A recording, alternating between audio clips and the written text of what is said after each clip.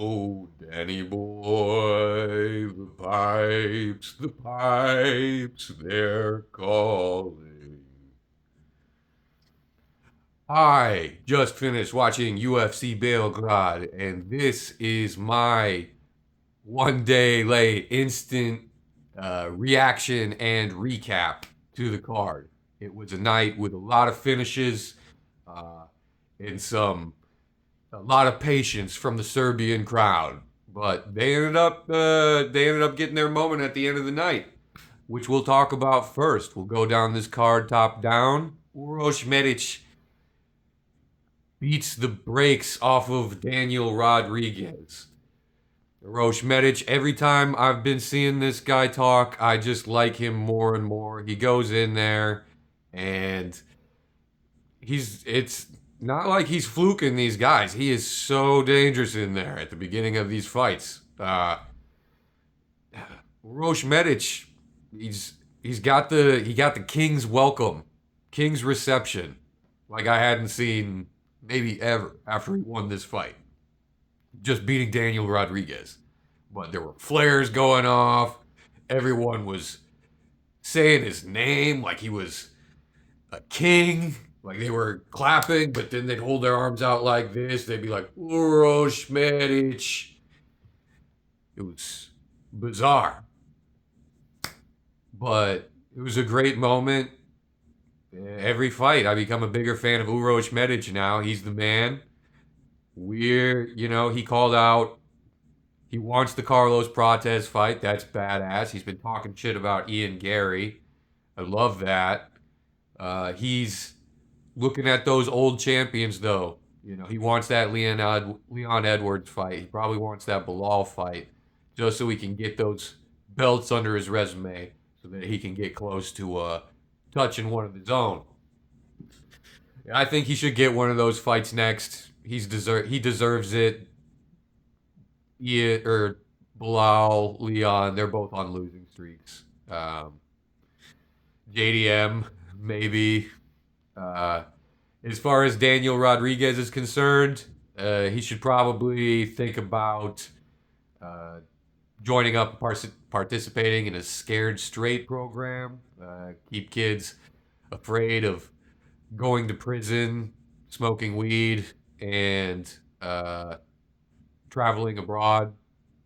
You know, smoking weed just puts you in prison and in the middle of Serbia getting your ass beat. But that's just what he should do. I think smoking a little bit of weed's okay. Smoking weed's okay. You know, but that's a lot that I just said about a 30-second fight. So great win to Uroš Medic. We're moving down to the co-main event. Now, this was the most significant fight on the card for me when I was looking at it because I'm a massive Jan Blachowicz fan and I am a Navajo Sterling believer. I love Jan Blachowicz so much that I let that turn me away from the vision that I kept having of Navajo Sterling catching and beating the shit out of Jan Blachowicz, which is exactly what happened. Uh, and it wasn't like Jan Blachowicz went in there and he was some kind of a victim. It was competitive and he was having his moments. It was a short fight, but once Navajo caught him and he started wobbling backward, Navajo kicked him to the ground, and when he got on top of him, laid the ground and pound. And what I saw when Jan hit the ground was what I said in my predictions video, which is that is where you see the age. That is where you see all the injuries and surgeries. It's when he's on his back. Because he made Bogdan Grad look like he was like a extremely competent grappler, which he's just not. And that's just because it's quite difficult, I think, for Jan to get up now. Jan, I don't know who he should fight next. I still think he's got a place in the UFC. I've seen some people saying that he should retire. but no way. Polish Power still has a place. There's still plenty of good matchups for him. As for Navajo Sterling, he made his call outs. I'm gonna make my call out right here. Navajo Sterling is gonna be champion. I gotta trust in my superstitions a little bit more. Navajo Sterling's gonna be champion because he beat Jan Blachowicz. And he beat the brakes off of Jan Blachowicz better than anyone else has. Uh, you can see in the way that Navajo transitions to different positions that he just knows what to do. He's not impervious to making mistakes. In fact, he's kind of prone to, but he's so good at correcting them. And he's got all the physical gifts in the world, and he's got the right mindset, which I saw before the fight at the press conferences, which is another thing I thought I was taking into consideration. Navajo Sterling gets it done. Give him whoever he wants that's above him, and then give him a shot at the title. I know it could be CKB versus CKB, but I think Navajo wins, and I think Carlos Ulberg would be perfectly fine with letting Navajo have his time. So, congrats to Navajo Sterling. Uh, Next fight of the night, featured fight of the night, friggin' Alexander Rakic versus Marcin Tybura. Let me. There's a Bosnian uh, insult that a friend taught me years ago, and it's called Shupak Malaklia. That means butthole worshiper, and that's how I feel Alexander Rakic looked in this fight. Um, Not to say Marcin Tybura looked any better. This was just a really boring fight. Alexander Rakic was able to uh, out leg kick Marcin Tybura for most of the fight. Output went down pretty significantly uh, by the time the second round came. Serbia was down so bad. Excuse me. Serbia was down so bad uh, during the fight card that in the third round, while Alexander Rakic was smudging Marcin Tybura against the cage for like a minute, the crowd was cheering because a Serbian guy was waiting on the main card. Uh, but he grinds him out to a decision. Alexander Rakic wins the fight. Um, I don't know who Vitor Petrino is fighting next. Alexander Rakic could probably fight the winner of Vitor Petrino and whoever he's fighting. As for Marcin Tybura, how do you match make Marcin Tybura? He's there to get matches made with him. So just keep doing what you're doing, brother. Uh, you can still hang a heavyweight. It's heavyweight. Next fight of the night was, I gotta look, Dushko Todorovic versus Robert Valentin. This went about how I thought it was going to go as well. Both of these guys absolutely did not deserving to be on a featured, but I shouldn't say that. I want to take a moment to give props to the UFC for the way that they've been setting up some of these like destination cards, these destination fight nights. It feels like PFL a little bit as like a UFC fan when you're watching it, but I really like seeing because there's gems in the regional scene. That's where all these guys come from. And it's nice to give an opportunity to some of those guys, but it's also cool to see some of the lower ranked fighters on the roster, ones that people don't think of really at all, getting matches made with people at their level, and you end up getting really cool moments, really cool finishes uh, with guys that normally don't get to do that type of thing. And then they end up looking great. And it's a great night of fights. Not a lot of rankings on this card, but how many good moments? You know, overall a great card. But Dusko Todorovic gets the soft firing from the UFC that I was expecting. Robert Valentin gets him out of there, I think in the first round by submission. And they did kind of a like an ebony and ivory thing at the end, but it was ivory and ivory, if you know what I mean. Dushko was translating for Robert about how they're the same and they're brothers, and I don't know why that was happening, but he wanted the Serbian crowd to feel good too, I guess. So, uh, what's next for Dushko? I think somewhere else, you know, maybe a Serbian analyst desk. As for Robert Valentin, I also don't know. Just let him enjoy himself. All right. Next fight of the night that we had was Vlasto Chepo and Gilbert Urbina. If you're someone who was practicing the haram art of gambling, and you happen to build a bunch of 14 leg parlays, and you faded Gilbert Urbina so hard that it was the only fight that kept you from winning thousands of dollars. I sympathize with you, and you are. It is okay to feel how you're feeling right now. Vlasto Chepo.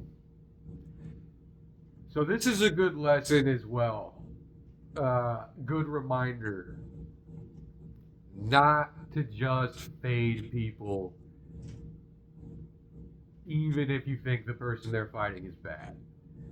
It was so easy to just dismiss Gilbert Urbina, and I will continue to do so. Don't get me wrong. But I thought that he was so below UFC quality that this guy who I watched and thought was terrible in Vlasto Chepo, but who was undefeated in knocking guys out, I thought that's a lock. I don't want to think about all these combinations too much. Just give me Vlasto Chepo.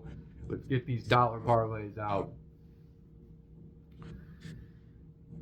And Vlasto Chepo is that was one of the funniest fraud checks I've seen in a long time. Vlasto Chepo swims across the cage at like a quarter speed, right up to Gilbert Urbina, and just kept winging these missing, looping shots. And Gilbert Urbina takes him out like he's nothing right away in the first round, first minute.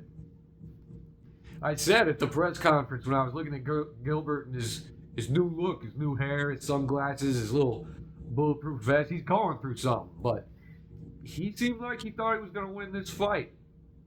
And I think it's because he knew what we all knew, but didn't believe enough, which is that Vlasto Chepo fucking sucks. Great win to Gilbert Urbina. I don't know what's in the middleweight division. Give him Ozzy Diaz. I don't know. Who gives a fuck? Milos Janicic versus Noah Gugnon. This is a bummer. I picked Noah Gugnon to win this fight, and that was because he's the only one who I got a chance to do any tape on, and I thought he looked really good.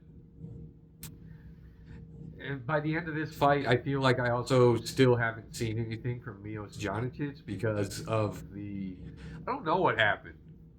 They were talking about like a nerve getting hit during a leg check, which is that would make sense if that's what happened because Milos Janicic's his legs gave out so quick. He eventually, right at the beginning of the fight, after a leg check, he couldn't walk or stand anymore. So Noah Gugnan gets it done with, I think, a submission. Noah Gugnan, I'm still looking forward to what he's got in the UFC. I hope these guys both get a chance, or I'm gonna have to go back and watch some of Milos's fights to see what I'd be missing if the UFC doesn't keep him on the roster. Um, so that's a bummer, but it's hard to guess where to put Noah Gugnan because, like I said, this was almost a fight that didn't happen. Next fight of the night, we had Tafik Masayev versus Ludovic Klein. I picked Tafik Masayev. Tafik Masayev gets it done. Ludovic Klein, it's weird. He didn't really seem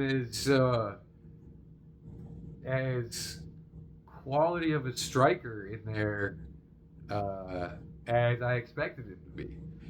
That's not to say that I thought Tafik was not going to be able to hold his own or win. I picked him to win, but the pressure that Tafik brought and the way that he kept looking at his leg, he was there to win. He had a game plan.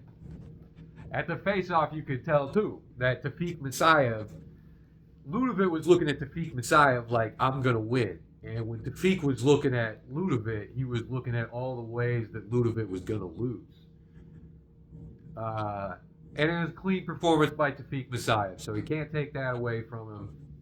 Tafik Masayev, 2-fight win streak now over some pretty good guys, like outside the top 15 guys at lightweight. So I don't know who's down at the bottom right now. I don't even know who's all in lightweight. I'm getting some of the new prospects confused. I think Marwan Rahiki's a featherweight. But give Tafik Masayev someone right at the bottom. Two guys that are right there competing to get into the top 15. And then we'll see if he deserves a fight up the rankings. I think he could win one, but that Bahamondes performance still leaves a bad taste in my mouth. So, but for this one, clean win. The Tafik Masayev gets it done. Great job. Then we'll go on to Michael Oliveira versus Oban Elliott. I thought Michael Oliveira was going to get it done, just mostly based on hype. I thought it was going to go to a decision. It turns out the hype is real. Or maybe Oban Elliott is even less durable than I remember him being. But Michael Oliveira gets it done, and he's a welterweight. It's looking welterweight. I keep bouncing between welterweight and flyweight, like which is the best, but they're both the best. Sorry, Duffy. And great addition to the welterweight talent pool, welterweight roster with Michael Oliveira. Not much to say there other than he hammered it home. Next fight of the night was Borislav Nikolic versus Mark Volognin. It's funny to watch a Mark Volognin fight because he's so small compared to the other guy, but he's so tough looking and so game. Like he's so in the fights, and it's I you just gotta root for him. I picked Borislav Nikolic, and when I was watching Borislav Nikolic's tape, I was like, this guy's awesome, and I'm still a fan. He really brought it home in the third round to seal the deal on that in this fight. One of two decisions on the card, I think. This and the Rockies fight. But Borislav, he wins the decision. Mark Volognin stays in there. He's such a tough son of a bitch. I think Mark Volognin. First of all, I don't know what's next for Borislav Nikolic. It's a good win. I started this video matchmaking. Clearly, my heart's not in matchmaking. I don't know enough of it. I can't I don't have a mental Rolodex of the roster clear enough to do that on the fly like I make these videos. But for Mark Vologdin, there's a lot of talk about how he should go to flyweight. I think he should consider it. Uh, I really like seeing him go at bantamweight. He's got the right kind of spirit for me to root for as a fighter, even though he's losing. Like, he's goated to me. But I think there is a part of me with the way that he loses his fights and how much damage he takes and how he makes kind of a point to take it. He's either got to take some time to really tighten that up, do something to change the trajectory of his career, like going down to flyweight or something. Or as much as I like to see him fight and that the kid is a fighter, he should probably retire. He's still really young. He's in his prime, and he's taking beatings like this, just eating away at the best years of his life. And it doesn't seem like it's really going anywhere for him right now. And I don't know how much more, how worth it is for him to continue. But I want him to continue. I want to see him get a win. If I'm gonna root for Mateusz Raumbetsky, I'm gonna root for Mark Vologdin. So we got it right. Afterwards, we wanted to get it wrong. Borislav Nikolic gets it done against Mark Vologdin. Fight before that, Denis Bazukiev versus Bogdan Grad. Uh, I gotta say, it kind of pisses me off when guys with full heads of hair wear those like snap in the front hats, those like those Irish grandpa hats, or they shave their head because that's fucking stolen valor. I thought Bogdan Grad was my brother, but he's just like everybody else, except he's really good at fighting. Uh, this is one that's pretty controversial because of the way that it ended. The fight was what it was. Let's just go ahead and talk about what is worth reacting to, which is the submission, the tap, and I couldn't see the tap in real time, but I heard Paul Felder say it. Uh, and then they showed the replay, and it looked in the replay when they slowed it down like Bazookia was trying to like move the leg, and he just happened to like it seemed like an accident, but it's a tap, you know. Like you can submit by saying the wrong thing. You can say the wrong thing in your corner, and they stop the fight. It's uh, he tapped. That's what Herzog saw. That's what the camera shows. He can be upset. Anyone who thinks that that fight shouldn't have stopped can be upset. But the fact is, every way you look at it, the guy tapped. The only thing that makes you think he didn't is that he seems like he didn't mean to. Uh, so I guess you could give him a Shale Sonnen type victory on that one if you want to, but I think Bogdan Grad was going to win that fight anyway. Congrats to Bogdan Grad. We said he was going to get it done. He got it done. Mateusz Raumbetsky versus Kyle Prepolek. Let's go, Mateusz Raumbetsky. We did it. We did it. Fuck yeah. Mateusz Raumbetsky gets it done in round one. So nice to see that go to Mateusz Raumbetsky. Love that he got a win there. And he looked like he was a top lightweight when he was in there too. So we got to see Mateusz Rebecki put complete belt to ass in Serbia, and that is what I wanted to see. So great performance from Mateusz Rebecki. Uh, I'm gonna knock out these next few fights right now, just because we're getting close to hitting the 30-minute mark here. There's only 3 left. Not much to talk about with these. Nina Milosevic versus Haley Cowan. Nina Milosevic takes her out with a body shot. Second straight body shot KO of the night. As this and the fight before it, the Jovan Leka and Alexander Popek fight were both won with body strikes. So if you're out there sparring, training, don't neglect your body strikes. Anyone who trains, anyone who fights will tell you that the most painful strikes are the ones that are landed to the body and the liver. So great performances from those two, and the first fight of the night, Stephanie Luciano, she gets it done in the first round. So 2 decisions on the card. Neither of them went to the women.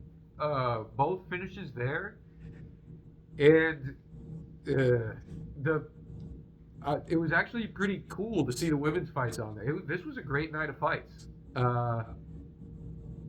So hell yeah, Serbia. I hope we keep doing more and more and more of these destination cards, going to these different locations.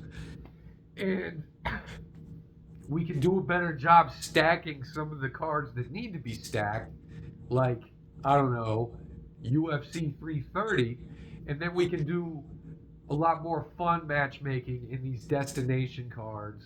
Because one thing you got to remember as fans too, other than the fact that they're giving us some great matchmaking there, when you look at the names on the cards, those events are not built for you.